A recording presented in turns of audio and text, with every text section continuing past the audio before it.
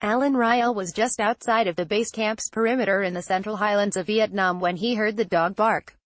He knew the sound could mean trouble. The pitch-black night, Riel and his fellow soldier on the night shift slinked along the outskirts of the camp. When Riel caught sight of the dog, he bent down to examine it and could see it was spooked. He called to his friend to stop walking, but it was too late. Vietnamese soldiers opened fire with AK-47s, shooting his friend in the hip, neck, and face. When a soldier ran by, Riel shot at him, but the soldier shot back, catching Riel in the chest. The bullet tore through his lung, split his sternum, fractured 3 ribs along his spine, damaged the nerves, and exited through his shoulder blade.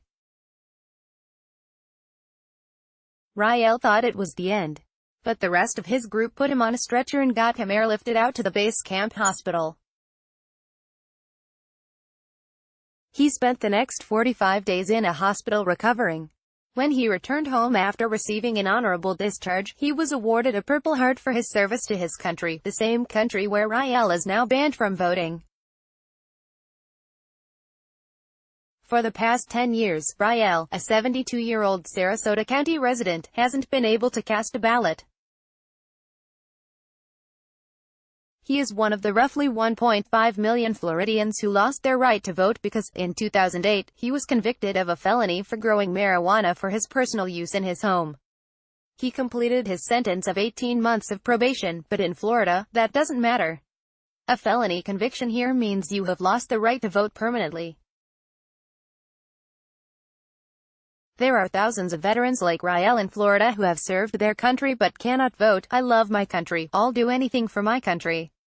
I wanted to vote so many times since all of this has happened, Riel says in a video interview with the American Civil Liberties Union of Florida.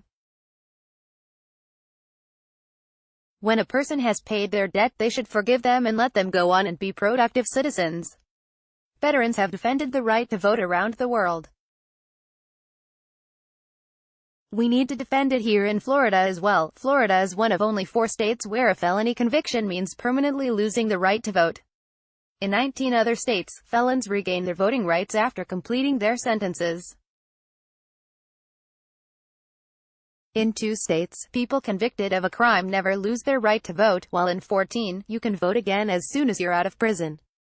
But come this November, Floridians have the choice to change that fact.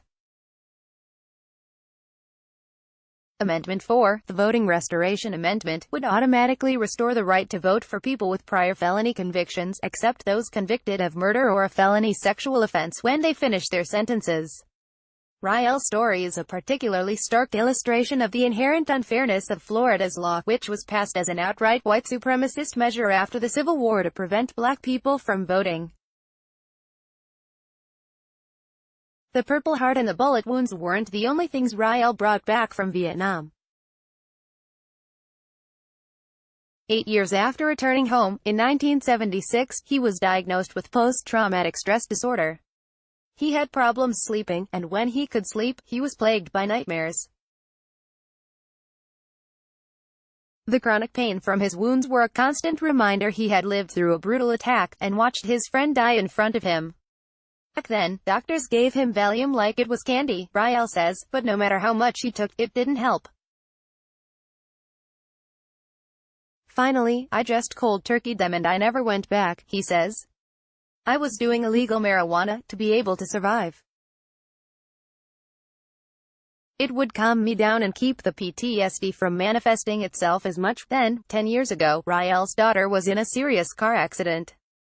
She was bedridden, and doctors administered 4 drugs over several weeks to manage her pain. Riel says that when he saw the way his daughter was affected by the opiates, he decided to start growing marijuana. When he was able to move his daughter into his home to care for her, he gathered the materials to begin growing a few dozen marijuana plants in his garage for her to use in place of the opioids doctors had prescribed. I had been sitting next to my daughter, Riel says. She seemed to be okay. Then I touched my daughter's face, and it was cold.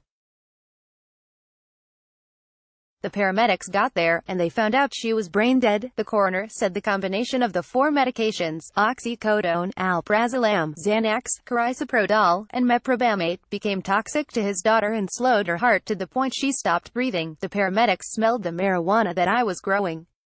They alerted the sheriff's department, and they came out and confronted me at the same time that they were getting ready to take my daughter to the coroner's, Brielle says.